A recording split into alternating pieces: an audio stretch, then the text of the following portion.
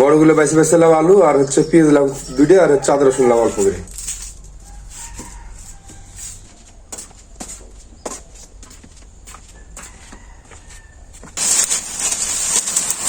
যা হয়ে গেল।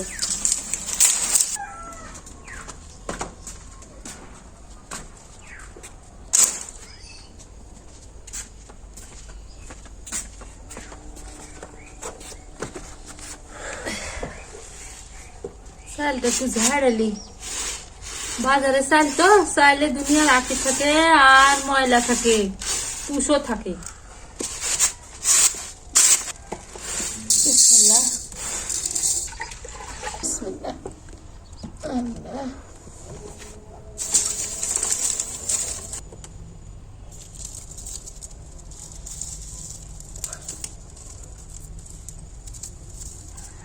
বন্ধুরা আসসালামু আলাইকুম। এই যে আমি রান্না করতে আসতেছি, দেখেন আমি ভাত তুলে দিছি।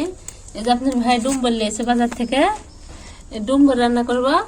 ততক্ষণ আমার সাথে থাকে দেখুন।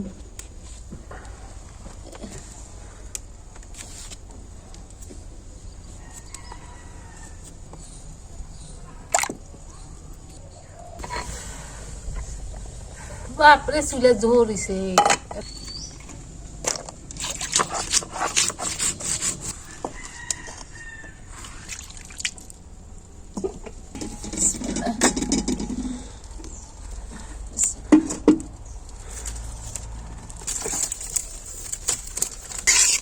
কাঁচামরিচ দিলে আমার রং হয় না তরকারি। ল্যাপটা রোদে দিচ্ছে কেটে এরকম করে উল্টাচ্ছিস, দেখতো রোদে দিচ্ছে একটু তাপ লাগে না, জন্য নিয়ে যাই। রান্না আবার পুড়ে গেল না কি আল্লাহ জানে। তরকারি তুলে দিয়ে খেয়ে গেছি। ল্যাপ তুললে? হ্যাঁ ল্যাপ তুলে ঠান্ডা হয়ে যাবে, শুয়ে পড়ে গেছে।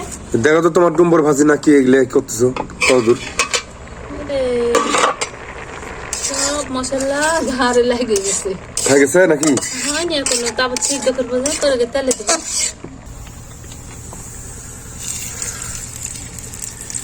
তেলে দিলে হয়ে যাবি? তেলে দিলে এখন নামানো না, তেলে দিলে জিরে একবার পিসেও দিচ্ছি, আবার তেলে দশ মিনিট দিচ্ছি। কাঁচামরিচ দিয়ে রংটা কেমন হচ্ছে দেখো, কিন্তু কাঁচামরিচ খাওয়া ভালো। কাঁচামরিচ খেলে তোমার গ্যাসটা কম হয়, ওই জন্য দিতে বলি তোমার। কাঁচামরিচ দিয়ে তরকারি রান্না এবার মনে করো যে রং ভালো হয় না, কিরম রান্না হয়ে গেছে না?